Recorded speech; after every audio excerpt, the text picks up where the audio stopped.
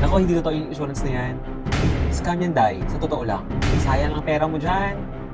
Ialkansya man lang yung pera mo para may gamitin ka sa kinabukasan. Kaysa kamuha ka ng life at health insurance. Naku, yun yung mga kadalasang sinasabi ng mga wala pang alam or hindi naiintindihan yung gamit ng life insurance at health insurances. Kaya sa mga nagsasabi na hindi totoo yung life insurance at health insurances, ngayon sabihin sa kanila. Ngayon pa natin sabihin sa kapamilya ng client na ito na walang matatanggap yung kanyang kapamilya na 1.9 million. Dahil nga po, sabi nyo, hindi ito totoo. Ngayon din po natin sabihin sa client na ito na hindi siya gagaling. Kasi hindi totoo yung matatanggap niyang 1,137,000 pesos na gagamitin niya sa kanyang hospitalization, medication because of his or her critical illness. Ngayon pa natin sabihin kasi hindi nga daw totoo ang health insurance. Ito lakas loob pa natin sabihin na hindi na makapag-aral o matutuloy ang pag-aaral ng anak ng seaman na ito.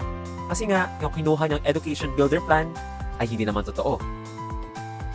Dahil yung matatanggap ng 75,000 starting 2023 until 2033 ay hindi totoo. Tapos yung 150,000 na matatanggap ng anak niya from 2034 to 2038 ay hindi rin totoo. Di ba nga po?